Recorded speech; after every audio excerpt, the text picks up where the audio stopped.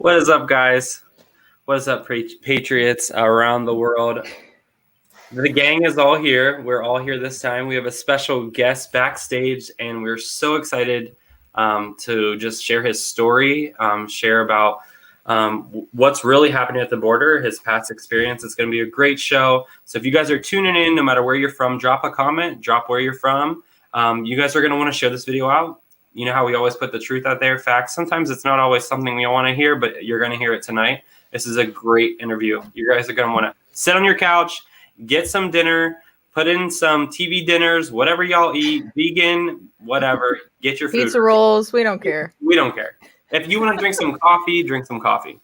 Man, if you want to eat s'mores Pop-Tarts, do it. No shame. You do you, boo-boo. Hey, listen, everybody, take 2 seconds to share this video, please. It is so important that you guys share this video. We have a great guest, great interview, great information. Please share this video. But before further ado, we've been talking about it, and I think the mainstream media is trying to get off the topic, and hopefully something else bigger is going to happen because they're sick of talking about this because it doesn't fit their narrative. We know the shooting in Colorado. They were pinpointing as a white supremacy attack once again. And, you know, the blue check marks, Twitter, all of them were like, here we go again. Here we go again. Turns out it was an immigrant who came over here, who was mentally unstable, who was being tracked by the FBI. The FBI did nothing. And now there are 10 innocent lives that are lost. In one of the biggest states for gun control, has one of the most strictest gun laws. They have all the safety nets in place. And guess what? It still happened. But the only way to stop bad people with a gun is a good person with a gun. Am I wrong? No, my argument would be the reason why it happened is because I wasn't there with my gun. Facts. And neither was anybody else. So. But good thing this administration has everything down packed and they're, you know, on top of everything and they have everything under control. And by under control, I mean gun control. Kamala Harris really doesn't know what's going on. She says, go ahead, tell her what they said today, Suni. Well, I'm going to let Kamala Harris tell you all because she was on Gayle King. So go ahead and pull up the clip. Ted Cruz said something interesting yesterday. He called this conversation ridiculous theater, that the gun laws that are being proposed, the changes, would have done nothing to stop those shootings. Does he have a point? Is this a uniquely American failure? Does he have a point? Well, this is what every time there is a slaughter, a mass shooting, someone who does not want to be accountable for what we need to do says, well, that wouldn't have prevented this thing. You know, arguably, if you took that approach to any law, you would argue that we shouldn't pass any laws that are designed to protect the health and well-being of the American people.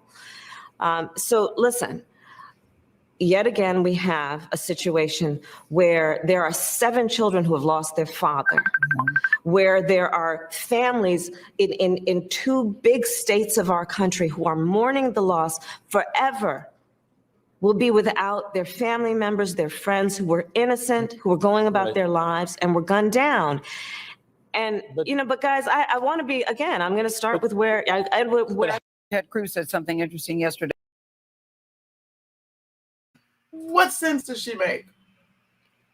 She didn't even You know answer what question I would ask?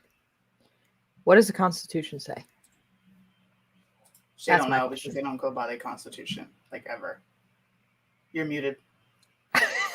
You mean Valid point, Blake. Yeah, guys, that was the best point. Too bad you guys couldn't hear it. But it goes back to the Constitution. If these people actually believed in the Constitution, they would know exactly what the answer is because they're just making up rules as they go. They're not following the Constitution, and they're trying everything in their power to make it go away. And the American people are not going to let the Constitution just go away. But she makes absolutely no sense because Gayle asked her, okay, is he right when he says gun control won't stop this? Well, this is what happens when people don't want to take accountability for what's going on. How you're not holding the people accountable that deserve to be held accountable. You're holding the American people accountable. So I don't understand exactly what she's saying. It was kind of just like who do we need to hold accountable? That's the question we need to be asking Kamala. Like, who are you specifically talking about? Because right now it seems like we're the only people getting punishment for what this terrible person did. Like you're a bad person if you go in and kill 10 people for no reason. Criminals don't follow laws. They don't. So a universal Exactly why taking background guns check, away is dumb. it won't do anything. No. All it's going to do is take guns out of the hands of good people and keep Well, guns in the hands of bad people. exactly. The Ninth Circuit decided that they were going to vote to do something completely unconstitutional. It was a 7-4 decision that limits permits for open carry. It says the government may regulate, even prohibit in public places, including government buildings, churches, schools, and markets, the open carry of small arms capable of being concealed. So pretty much you have a small gun, you can't carry it outside of your home because it can be concealed and you're not allowed to carry it openly. Of course, this is going to affect the western states, Hawaii, California. But what they're doing is they're saying the Constitution means nothing. We're telling you that you're not allowed to do this. Yep. Joe Biden also urged the Supreme Court to allow police officers to enter your home without a warrant to confiscate your weapons. Yep. This is Germany. I'm sorry to say it. I It's agree. absolutely sad.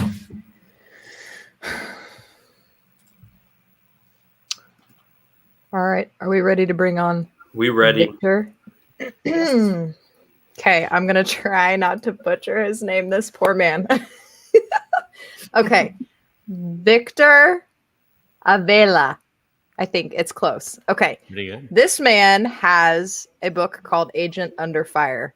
Now, if any of you have ever trusted anything I've told you, please go buy this book. I bought it this afternoon. I've been reading it since I bought it, probably about 2 hours, and I'm almost done with it, and it's so good. So please go buy this book. And welcome to our show, Victor. Thank you for being here.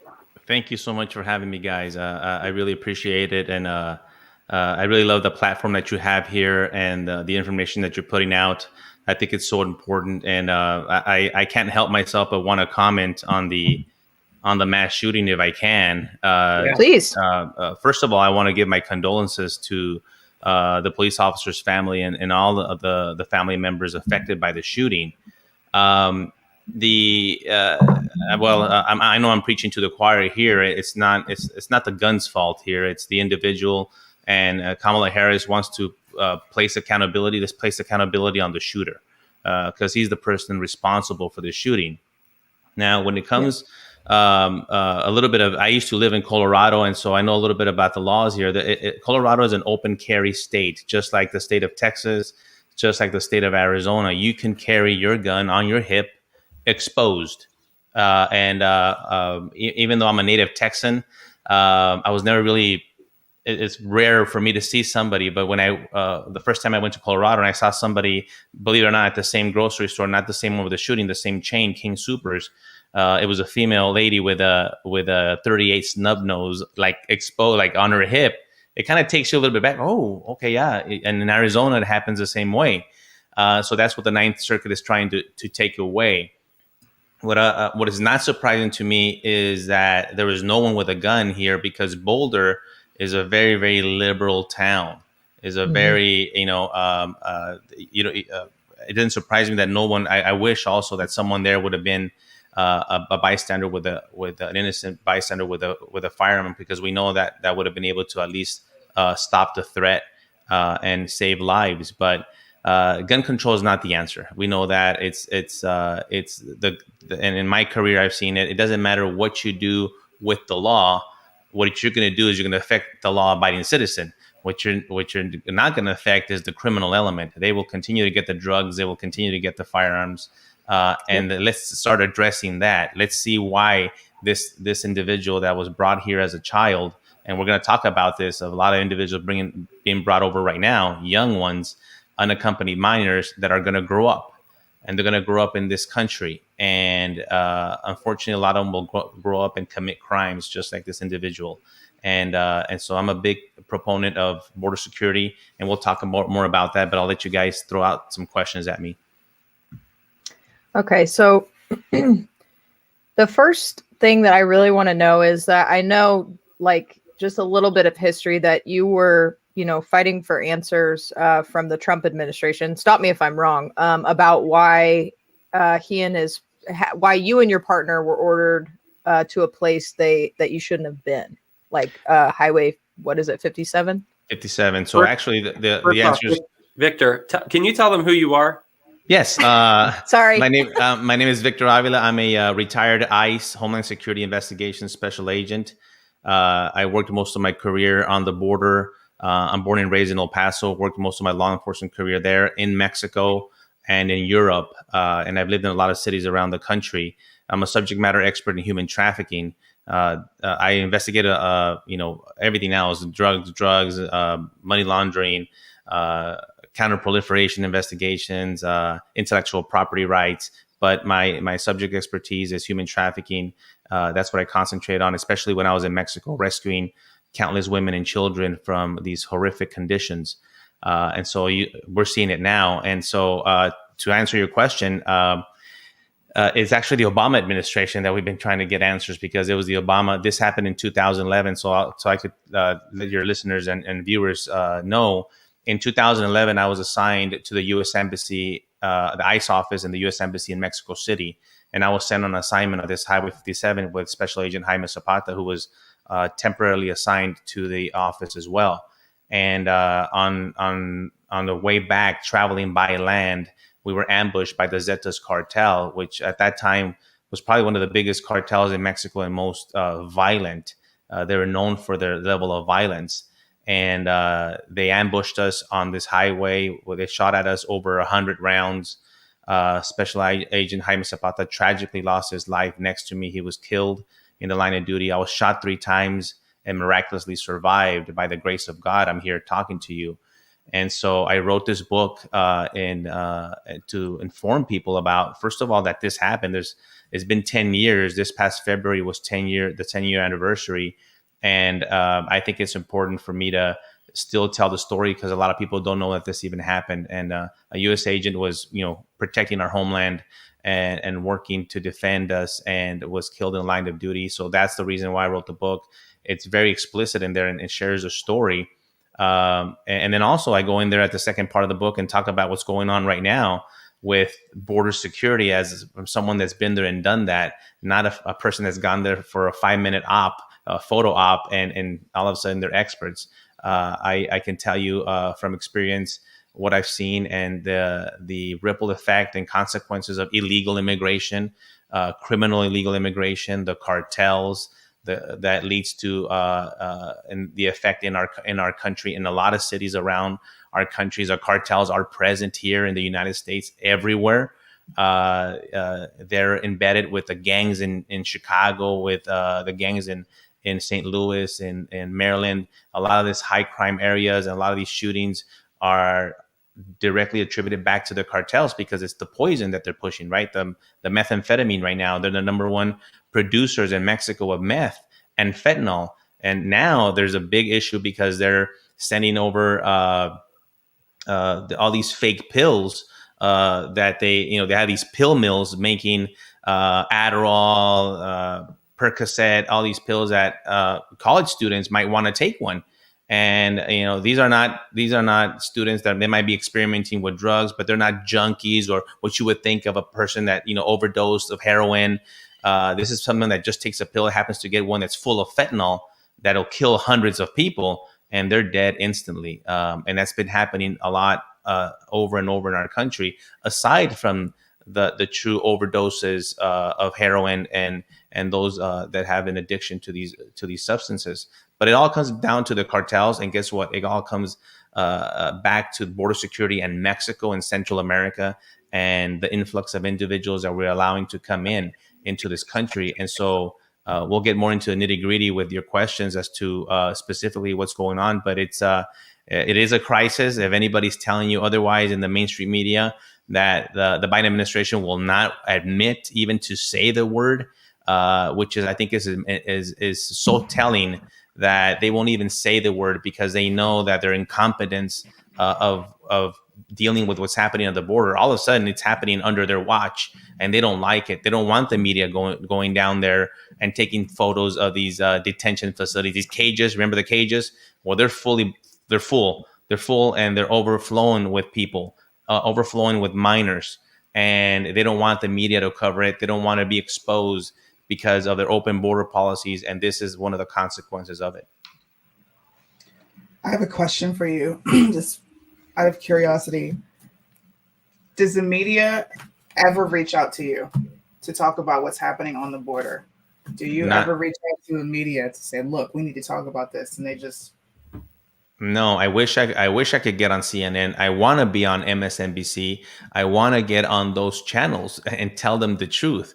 Unfortunately, they'll never book me. I do a lot of conservative radio talk shows and podcasts and all other types of news. But the ones that and I don't mind being on them. I'm trying, as I'm bilingual, I'm trying to get over to the Spanish speaking languages like Univision and Telemundo, and they slowly invite me, and they'll get a 3 or 4 minute clip on me about I disagree with obviously most of the rhetoric that they push and the narrative. But I wish I would. I wish they would invite me to be on, because I'm not going to tell them anything that's not the truth. And not just because I'm on a conservative media platform means that I make it up or make it something that it's not. It's still the same information. But I rather get that part of the audience to really know, because we know that those mainstream media outlets are not telling the truth. that's why I specifically asked that question, for people That's a to great question. understand how truly deceptive and how much the media lies to us. They don't put anything on there that's actually factual. And here you have somebody that's been on the border, somebody that's worked there. He's an ex-ICE agent. He has expertise there, and you don't even want to talk to the experts. That's what they say all the time. Let's listen to the experts. Well, here's an expert. Well, yeah, they have this pundit that goes on there and never even been to the border, probably never even been to Mexico, and they're listening it from and taking the advice and information from that person. I'm going down there myself. I'm going to McAllen next week. I'll be there a couple of days. I'm going to be doing some media rounds and talking to the media, and I'm also going to see what I can capture on my own information that I could come back and share with on my media outlets and social media to basically inform the public. I think people need to know what is going on, because it is going to come to a neighborhood near you. It will happen. I've already talked to many people for example, in upstate New York, where their crime rate has spiked 40% in the last year. A lot of it has to do with illegal immigration. A lot of it has to do with gang members. The MS-13, if you guys ever heard of that, that's a gang out of El Salvador that are mostly concentrated in the northeast part of our country, Maryland up north. And these people are ruthless, and they go and not only victimize U.S. citizens, but they victimize their own migrant communities as well. And they terrorize them as well. And so these guys get deported and come right back. Our Border Patrol agents right now are grabbing and intercepting sex offenders, convicted felons, that are all these people that are trying to get right back in. Forget the new ones. These are people that have already been in our country, have even done prison time, or convicted felons. They want to come right back in and trying to come in through these caravans and to seek asylum, Right. But it's a mess down there. So my question for you is, because a lot of people think it only impacts people on the southern border, like the southern border states, such as Arizona, California, and Texas.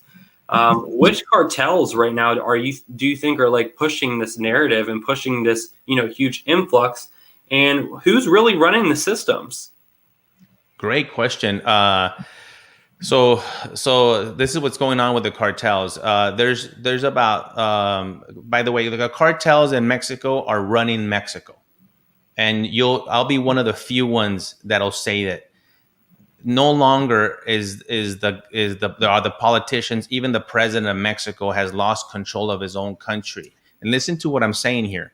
It used to be the other way around. We know about the corruption in Mexico. We know how bad it is at every level, with the police and politicians and everywhere. It's just embedded like a cancer in that country. I used to live there and I worked there, and but there was a shift where the politicians still kind of ruled and kind of dictated to the cartels, this is the way it's going to be run. Well, that's the biggest difference in the last few years, that's no longer the case. It's the cartels that have taken over, not only just in the border regions, but they've expanded throughout all of Mexico. And by Mexico's own statistic, they say that the cartels have a control or influence of 80% of their country. I think it's all of it. But they acknowledge it. They know that this organized crime, these guys are, these guys are highly sophisticated. These are not drug gangs. They're no longer drug trafficking organizations. These guys are highly militarized groups, highly weaponized equipment, better than the Mexican army. And you see these firefights. I post a lot of these videos on my social media, and we have firefights. One last week here in 1 hour north of Puerto Vallarta, and you would think you're in Iraq. You would think you're in Afghanistan in the middle of the day. High rifle power rifles shooting, grenade launchers, people being killed, police officers being killed, military. It is a mess on a daily basis over there. And people ask, well, that's Mexico. Well, it might be happening there, but that violence has spilled over here to the United States a long time ago. It's just we haven't seen it at that caliber. And believe me, we don't want to see it at that caliber come over here. But with the open border situation, and you asked the cartels, it's the cartels have always worked in regions. We have the Sinaloa cartel that kind of comes up California, Arizona. You have the Juarez cartel that comes in through El Paso. You have right now probably the most powerful cartel in the world is the cartel Jalisco New Generation. These guys have unlimited budget, by the way. They're not like the FBI and DEA and ICE and HSI that have a budget and have to deal with spending. These guys have unlimited amount of cash. How do they have unlimited? Their drug trafficking operations, their human smuggling operations. They're involved in the avocado trade. They're involved in the illicit trade of gasoline and petroleum from Mexico. These guys are no longer drug gangs. They're as sophisticated as a U.S. corporation, and that's how well organized they are. The Zetas cartel that attacked us, and we went to a trial in 2017 in D.C., and they even testified to that hierarchy. They testified how they had to check out these weapons and check out the vehicle, and even had fleet cards to their own vehicles. This is how organized they are. And right now, the cartels have shifted. They still do the drugs, they do everything, but they realize, hey, wait a minute, these human beings pay a lot of money. You used to have the coyotes, right? The human smugglers, kind of separate from the cartels. They used to, that was like their thing, the guys that push people. Well, the cartels are like, not anymore. You're going to come through Mexico. You have to come through us. So all these people that you see turning themselves into Border Patrol to seek asylum have already paid what they say in Spanish. They paid the piso, which is the plaza, the fee to the cartel just to go through that territory. The cartel would take possession of them. You pay the cartel. Right now, they're charging between $3,500 and $4,000. Even if you're just going to turn yourself in, you don't not even have to get smuggled. They're allowing you to turn yourself in to CBP and Border Patrol and to seek asylum, but you already paid the quota. And so they're making millions of dollars on a daily basis. I think I read today it was $14 million a day. Think about the amount of money. Now, there's the other part of it. There's the ones that do not want to be detected, that do not want to turn themselves into Border Patrol and still want to sneak into our country. And they're having a great success doing that. Why? Because Border Patrol is so overwhelmed with all the children coming in, with all the family units, with all the unaccompanied minors, with all these people trying to seek asylum. All of a sudden, our Border Patrol agents have become caretakers and transporters and testers and all this stuff that they're doing.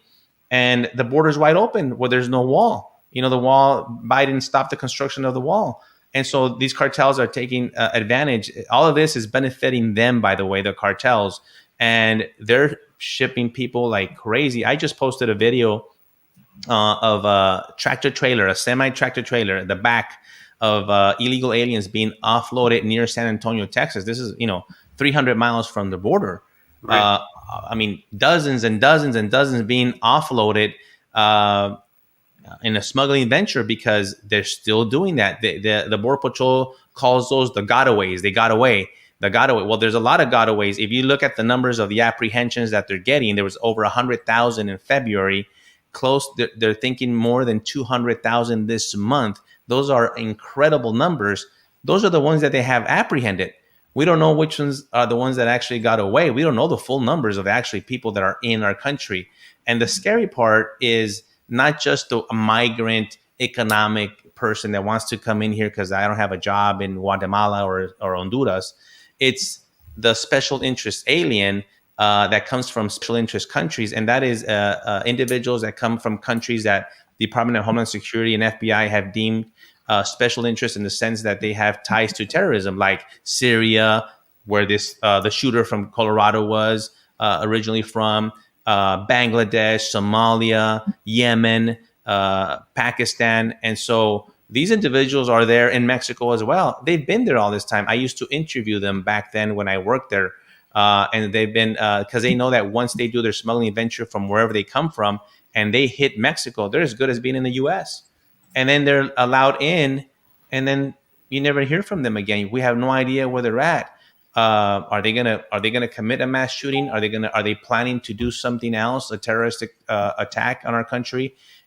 Border security is beyond illegal immigration. It is national security, and that's the point that I always try to bring across, the bigger picture of the influx. This has nothing to do, guys, with not being a humanitarian or not caring for the people or the children, or it has nothing to do with that.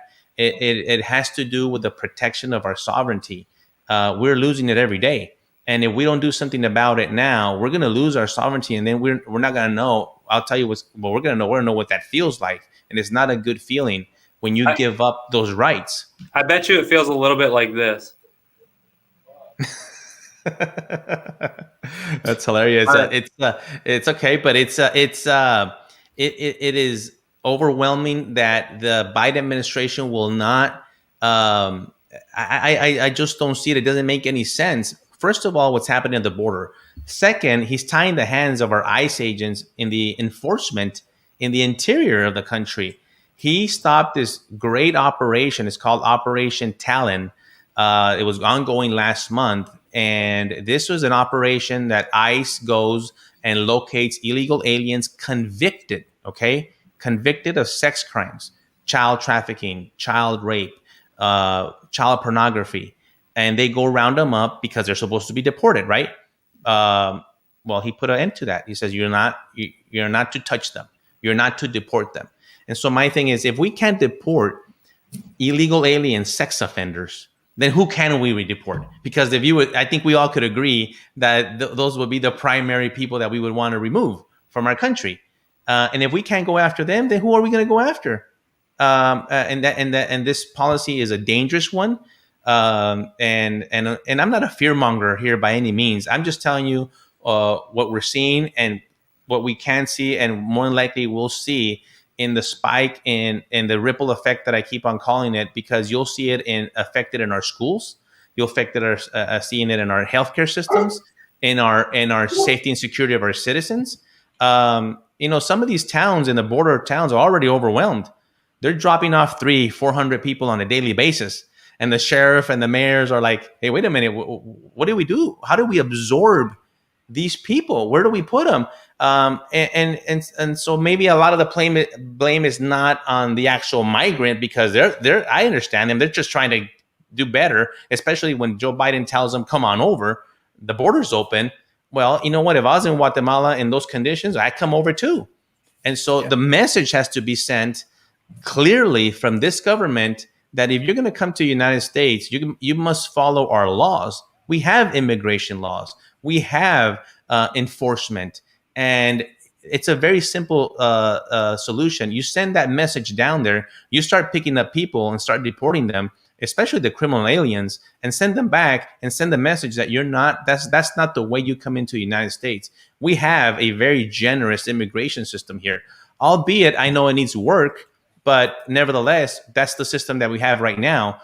You cannot just break it and just come in. Right now, we are allowing these individuals to come in almost like if nothing. They come in, we take down their information. There's so many of them right now that they're not even giving them what we call a notice to appear, an NTA. It's a document that takes all their information, that they're going to get a court hearing whenever that court hearing comes up, right? 2 or 3 years from now. But at least we have something. We have a record of that person. We're not even giving those away right now. We're just letting them come in the country to be lost somewhere. These some of these kids, by the way, let me talk a little bit about the unaccompanied minors. We have different sections here. We have children that are 5, 6, 7 years old that we're trying to locate their parents, trying to locate a next of kin. We don't know where they're at. That's a dire situation there. And we're keeping them in custody because we just can't give them up. Back under the Obama administration in 2014 and 15, when the kids in cages started, remember that? Well, the Obama administration didn't want to hold them. Just let them go, and just let them go to wherever anyone would say, this is my child or this is my cousin. Well, we ended up putting a bunch of these kids back in the hands of traffickers. So at least right now, they're trying to be a little more cognizant and say, well, wait a minute, we're holding on to them a little bit more so we won't send them out to the wrong hands. That's one section. But then you have the 16, 17-year-olds that are affiliated, a lot of them with the criminal element already. And if you don't believe that a 16, 17-year-old can be a criminal gang member or cartel member, you're gravely mistaken. These guys have been trained by the cartels, but because they're a minor, unaccompanied minor, they come right in. Another thing that I just heard from one of my contacts today is there's a lot of 19, 20, 21-year-olds coming in as 17-year-olds. I don't have a date of birth. I don't have my name is Jose Lopez, and I'm 17, but really he's 22. Weird how that works out, huh? Well, that's a threat.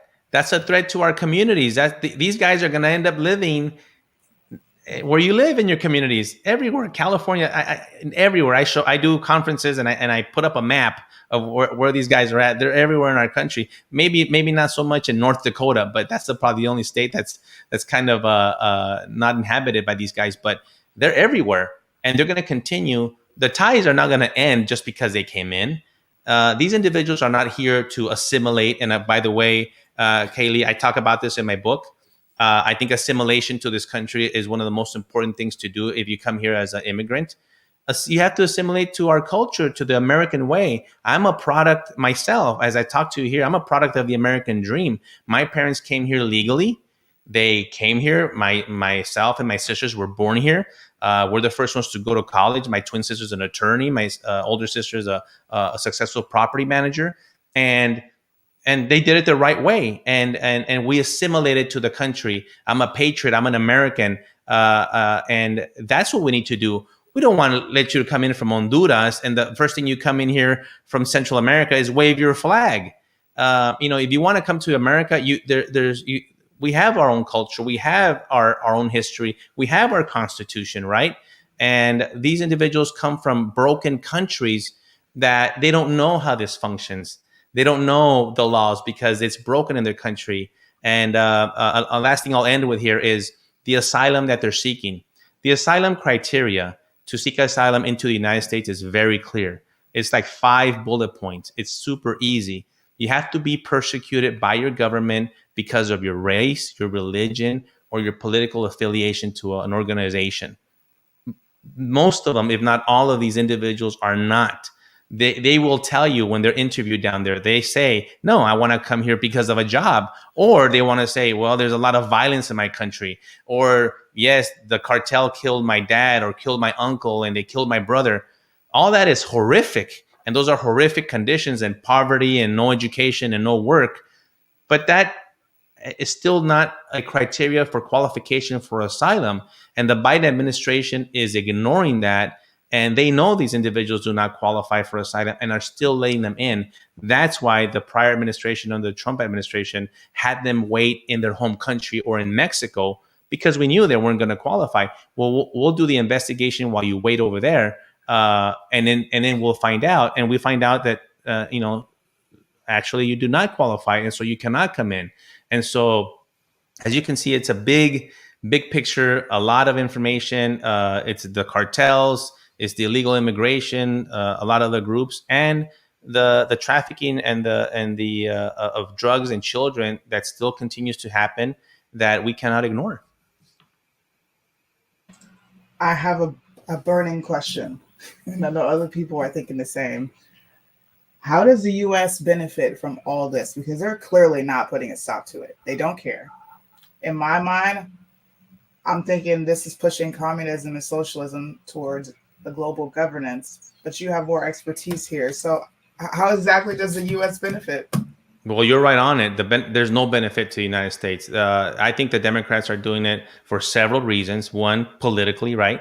It's a political move. Oh, we're going to get more Democrats, but more Democratic voters, Democrat voters. But how much of the country are you willing to destroy of the United States to accomplish that? We've seen them go to a lot of lengths here to do that. They don't put America first. They don't put the U.S. citizens first. Mm-hmm. They gave the Biden administration just last week $87 million to house illegal aliens in hotels. Yet we have our military in Washington, D.C., the National Guard, sleeping in garages. I had to go. I'll throw myself in as an example here. I went to a trial where I was almost murdered. And my partner was murdered. We went to a trial in D.C. and the government would not pay for 2 weeks of hotel stay for my family and me.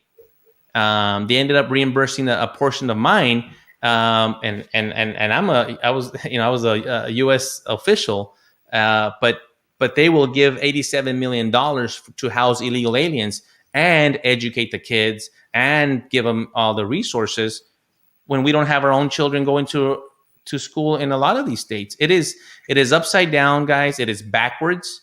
And I'm very glad that you guys have this platform and let me come on here to share this, because this is reality.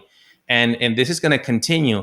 And this is only the beginning. Joe Biden has been president for how long? Imagine 3.5 more years of this. Oh, God.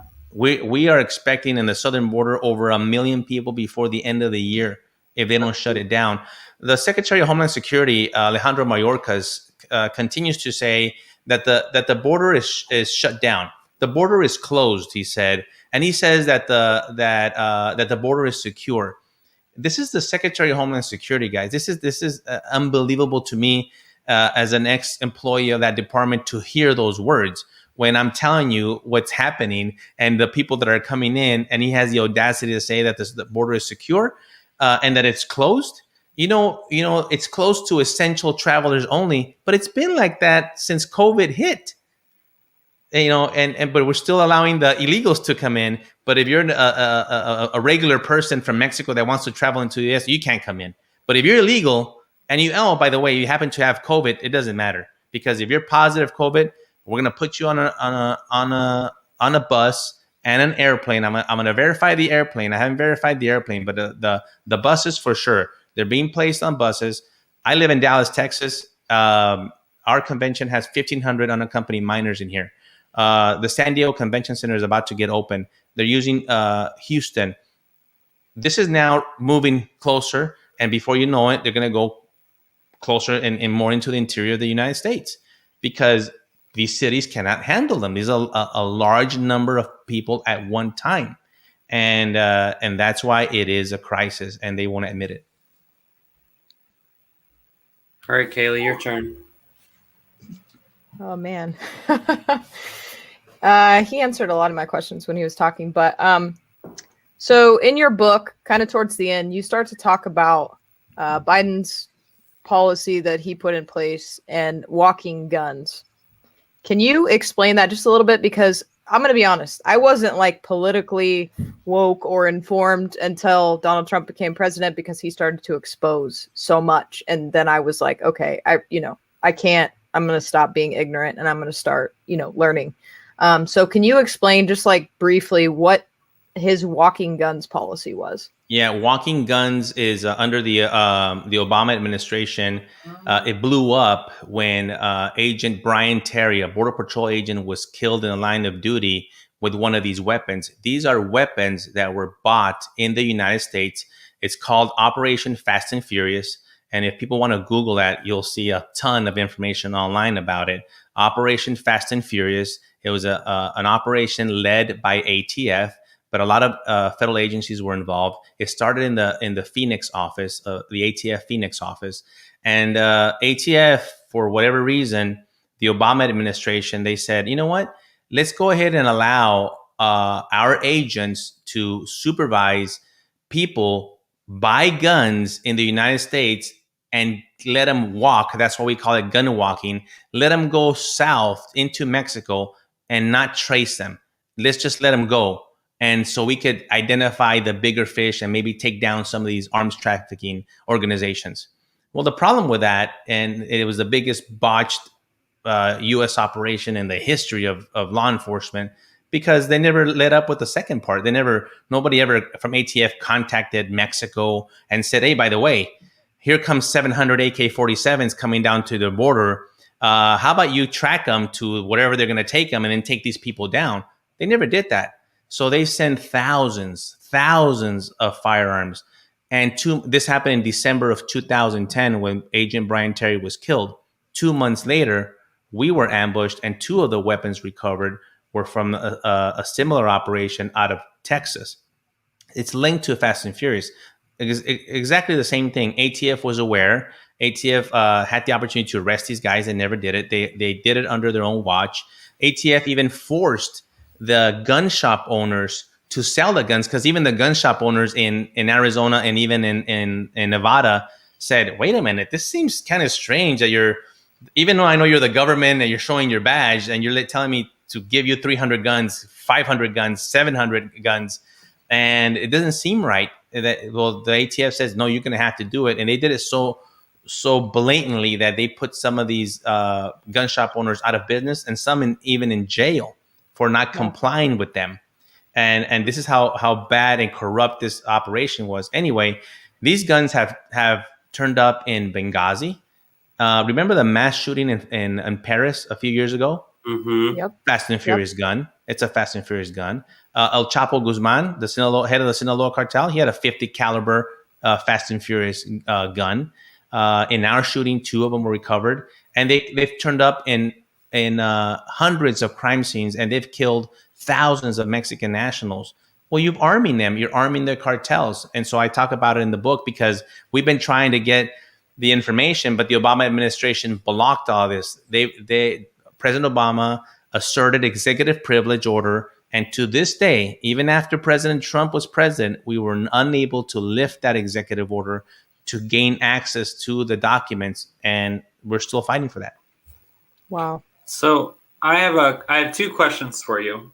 My first question is, I really want you to hone in on, because here at Primetime Patriots, we're huge advocates for the children worldwide, not only American children. But my first question is, how are kids being impacted, and how many do you truly think are being, trafficked across the border? And people don't think that's a reality. And I just want you to reiterate, because you've seen it firsthand, like it is a reality, and showing how severe of a situation it truly is. It's a great question. So yes, they're not all being trafficked, and traffic means there's an exploitation of this child, right? Not all of them are. Some are just coming wherever they come from, Central America. And by the way, it's not just Central America and Mexico. It's from all over the world. We have people from all over the world: Haitians, Cubans, Brazilians, Chinese, and Central Middle Easterns coming in through Mexico right now. I want to just put that across. It's not just that group of people. And so not all the children are being trafficked, but there are kids that are being, so there's 2 different, several categories here. There are kids that are being recycled. So they are used as a family unit, because if you come in as a family unit, you're treated differently at the border, because that's the way our laws are written. So here comes this, 4 or 5 people with a 1 kid or 2. And for some reason, they think it's a child under the age of 6 that gives them access. Right. They come in here. That child is not their child, is not their next of kin. That child then either gets, when they get admitted, either right now when they go to a camp, and the child they're doing a lot of DNA testing to see if in fact the person that's saying that this is my child is or is not. HSI special agents are helping out with the DNA testing. There are children that have been smuggled in smuggled in and that nobody knows about, and brought into the United States, taken back to Mexico, used to gain access, and then the child is used again. There's a sheriff in Arizona that Oscar mentioned that was used 17 times. And so then that's another category. Then you have the worst of the categories where the children are actually brought in there's, for human trafficking, there's always has to be an element of force, fraud, or coercion. And there's the force version where these kids are specifically brought over for that reason. And that's just to be trafficked. Women, young boys. And those are the cases that I investigated where these kids are being smuggled to be brought to Houston, New York, Miami, Chicago, Atlanta, and are being put in brothels or being put in mostly for sexual exploitation under the sex slave trade. Some for the forced labor. We can't ignore that part. A lot of the young teenagers are exploited in the fields and had hard labor and are not being paid at all and exploited that way as well. And so those are the cases that I worked and tried and dismantled many organizations that brought these children over to the U.S. And it's horrific conditions. I don't have to go into details, but they have to service these men, 20, 30 a night. It is incredible. And I wrote an example there in my book. It's a little bit of a shocking story in there, but I put it in there because I want people to know that it happens and it's a real story. And it's as an investigator of these type of crimes, it is, you can't undo the images. You can't undo what you have seen and dealt with. But I think it's important to inform the public that, in fact, it's an underground thing that happens. It's real. It's a dark thing. A lot of people don't want to think that it actually occurs, but it actually is very prevalent, and so it does happen. And then my next question is what is the Flores settlement, and can you elaborate and tell people what that is? Because I have a feeling a lot of people don't know what that is. Yes, the Flores settlement is actually one of the biggest reasons that we see the unaccompanied minors coming in. The Flores settlement is a settlement. It's not even in a law, but for some reason, the Biden administration is treating it as a law, and so did the Obama administration. The Trump administration wasn't able to change it, and it takes a matter of changing the language in the Flores settlement. And you could Google it, you could read the Flores settlement, but the main part of it is that you could only hold a minor child for a certain amount of days. In this case, I think it's 20 days. Well, guess what? They're holding on to them a lot longer than that now, and they're blaming it on COVID. They're saying, oh, well, because we need to quarantine them, or because of they're all blaming it on COVID now because they can't get rid of them within the 20 days. Why? Because we don't know where their parents are. We don't know where their family members are. And so now that's why you see the overflow of these migrants in these detention centers and these minors overflowing. And that's been taken care of by Health and Human Services that does that. ICE turns them over to them. And so all of a sudden you have a bunch of kids that now they require attention, And so the Flores settlement is something that can be fixed in one day. In one day, Congress can change it immediately. It's not even a law. It's a settlement that actually happened under the Clinton administration, and it's been modified several times. And I think it should just be undone to begin with, because another loophole in there, it treats Central Americans different than Mexican nationals because of where they're coming from. And so it treats them differently. It treats family units differently. And so you don't hear a lot about the Flores settlement in the news at all. People don't even know about it, but I do put it in my book so people can become familiar. Isn't it crazy to me, or to all of you, that, if you put this into perspective, these people are leaving their countries. These kids are leaving without their families to come to America to have a better life.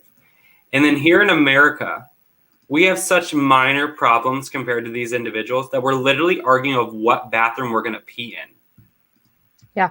Like, there are so much bigger issues in this world than the things that the Democrats are pushing an agenda for. For what reason? If you really want to make a change, why don't we do the things that are actually impacting Americans? Or the fact that 1 out of every 5 kids in America lives in a home which they don't know if they're going to get their next meal in America. And you're going to spend $90 million to house these illegal immigrants when you can't even house the 40,000 veterans that are homeless in this country. Facts. And that's what I can't. It's like you can't save the sinking ship or the sinking ship if you don't plug the holes. You're just going to keep making more and more holes, and it's just going to continually sink. We got to plug our own holes, and then we can invite more people on the boat. And that's what I just don't understand why that thought process can't cross people's minds, is that you can't save people when we can't even save ourselves. I use this example a lot, and I just started using this example because I recently flew, and it reminded me, what do they tell you when the mask drops? Put your mask on first, and then you save your child, right? And then, or whoever you're with that needs help. Yep. That's what we need to do in the United States. We need to put and believe me, it has nothing to do with actual masks. It's an example because I don't want to get into the whole mask thing, but that's a whole other show. But we have to take care of ourselves first. Then I'm all for helping. The United States is a generous country, and we help the rest of the world. All of a sudden, we're the most racist, we're the most evil people in the world. White people are getting. I can't even, as a Hispanic American, I feel bad for white people. Why are being attacked all of a sudden for being white? This is insane. Victor, And don't you know that all lives matter except white people's lives? oh my God, I got attacked for saying that. I got attacked for saying all lives matter because I said all lives matter. I said, of course, Black lives matter, but all lives matter. Hispanic lives, Asian lives. Oh, they attacked me. They call me a bigot. They call me a racist, a pig, and they call me all these names because that's true. Because all lives do matter. Because I believe in God and I believe all lives matter. I wasn't taught racism at my house. I don't want my kids to be taught racism at the school. But that's what they want. They want to teach you hate. They want to teach you. How about we teach, like you were talking a little bit, how about we teach the Constitution? How about we go back to basics and teach our kids critical thinking skills that you'll need in the future in your life. But anyway, I could get off and talk about all that. But guys, this is real. And what's happening down at our border is a huge issue. Because it's gonna continue to come into the country. You will see eventually other cities having to take some of these individuals in. They're not going to have enough room in the border towns to take them, and then people are going to be like, "Wait a minute, whoa. They were coming to my town." My son's school was a ratio of 15-1, and now it's 31-1. I can't go into the ER room and now I have to wait 4 hours because the ER is full of illegal aliens trying to get service.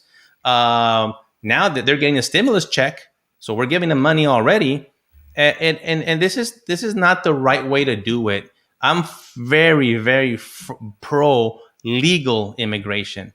I'm not an anti-immigrant person. I'm not an anti-immigration person. I'm telling you, I'm the product of legal immigration, and I'm all for it.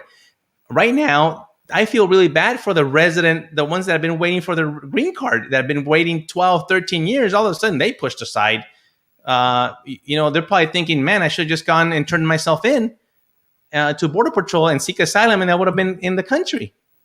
And they're being punished for doing it the right way. This is not the correct way. This is not the correct path that we should take when it comes to immigration. But the message is all because of the words. Words have meaning, and it's the words. This crisis was not here during the Trump administration. It was not here, no matter how much Jen Psaki and Joe Biden say it. Just because they say it 100 times does not make it true. We all saw it. We all lived it. It did not happen. And the words of Joe Biden have caused this travesty and crisis at the southern border. And we are going to preach the truth here at Primetime Patriots because the mainstream media is going to try to spin it every way that they can because they know that they are the cause of this mess. But what are they doing now? They're going back to blaming old Trump. Oh, let's blame Trump. Let's blame Trump. It was all his. That's the way he left it. No, it's not. Listen, there was remember in 2018 that we had an issue there, and he put a stop to it. What did President Trump do? He got with President of Mexico, and he made a deal, and he said, listen, You either take care of your southern border, and Mexico put 25,000 National Guard of their own down in their southern border of Belize and Guatemala, and you said you better stop them from even coming into the Mexico, or we're going to cut you off. There's not going to be any more funding. There's not going to be forget trade. Mexico would collapse. As it is, Mexico is in shambles right now economically. COVID hit them really hard. The insecurity with the cartels, they're in bad shape. If they lost the trade of the multi-billions that they make with the trade with the U.S., which is USMCA, and Trump said, "You don't do that, I'm gonna tax you. I'm gonna put tariffs on you." This is the leadership that we need, not the other way around. President Biden, by the way, has sent $4 billion down to Central America, and there's no one to oversee that money. $4 billion. Weird. Isn't that a little weird? Well, where do you think the money's going to go? These are corrupt countries. They're going to line their pockets, and are the people going to get it? Is the crime going to go away? No. This continues to happen. The stimulus, it's a lot of spending of your money and my money, our hard-earned taxes, that we're not seeing a return on it. We are losing our kids in school. They're not learning anything now. It is online, virtual, whatever person. It's not the same. We need to get back to teach our kids the basics and our values of this country, and move forward. And I think we have the opportunity. I'm an optimistic guy. I survived being shot and almost killed. And let me tell you, once you see something like that and go through something in your life, you become a decently positive person and see life in a different light. And I think that we have something to aspire for. I think we will get out of this, and I think America will be great again. Since you brought that up, you said we can be great again. We started a trend here called Make America Think Again. We can talk about all the issues and everything that's wrong in this country, what's going on, which is great because it needs to be exposed. I think conservatives need to focus more on solutions. Like, how do we fix this? What can Americans do? Of course, we can't stop all the illegal immigration, but we can do something as American citizens. And I agree. I agree 100%. And I'll tell you, I'm an honest guy. A lot of the issues are with the Republican Party as well. They've been silent in a lot of ways. We haven't had that leadership step up. I want to see those leaders come up and be unafraid. You stand up for what's right. And, it's always very hard to make the right decision. It's easy to make the wrong one all the time, but it's very hard to make the right one. It might not be the popular one, but that deep down it's the right decision. We need our politicians and our elected officials. And guess what? Everybody thinks Congress, U.S. It starts at your local level. Who's your mayor? Who's your city council person? Who's your board member?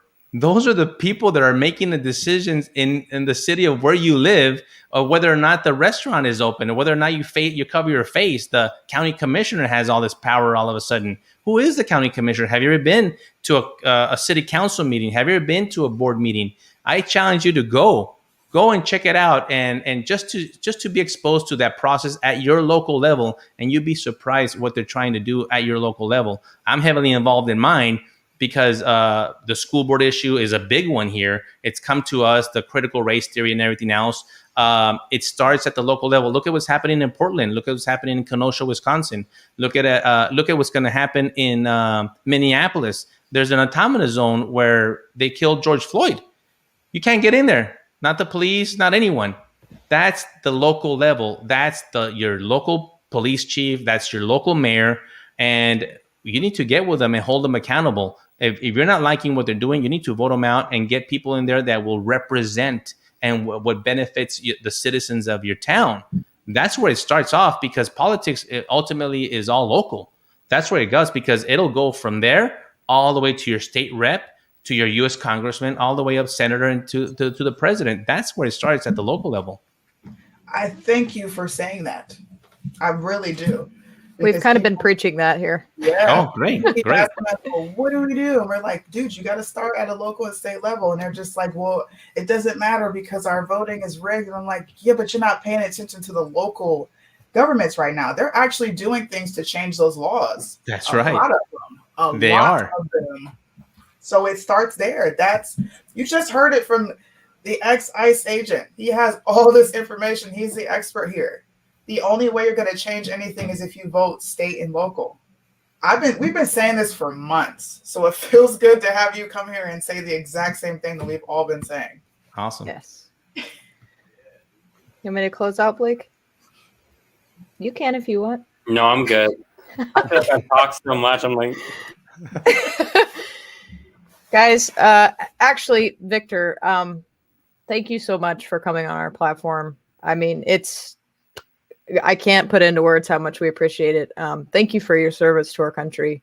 I just, by reading your book, know the things that you've been through, and the fact that you are still a functioning human being with this much positivity. I'm not sure that I could go through the same thing and be the same way. So I appreciate everything that you've done. And I appreciate the fact that you talk to people, because it's so important. I am going to throw this back up here, you guys. I'm highly recommending that you go buy Victor's book. It is so good. Agent Under Fire, A Murder and a Manifesto. Please go purchase this book. You will not be disappointed. I'm telling you right now, you won't be disappointed. you Thank can you get so it much for online being- too. You could go. Yes. You could go through. You could go through my website if you want. I have all the links there. AgentUnderFireBook.com, or directly to Amazon and Barnes and Noble or the publisher. But if you go through my website, AgentUnderFireBook.com, the links are there, and it's easier to order, and it'll take you straight to the one you want. I would like for you to shout out any of your social media pages as well, Oh, so yeah. our followers can follow you, because I know they'll Mm. want to. My two main ones are Instagram is Victor Avila Jr., Victor Avila Jr. Instagram, and my Facebook. Maybe you're not on Facebook. You guys are too. My daughter is like, oh, that's for old people. But I use Facebook, and it's Victor Avila, and you'll find me at Victor Avila Facebook, and Twitter. I'm at if you still use that, it's at Vic Survivor 11, at Vic Survivor 11. My Twitter. And you'll see videos and all my media that I go on there and talk about these issues. I talk a lot about what you mentioned a little bit, Kaylee, about how did I get here?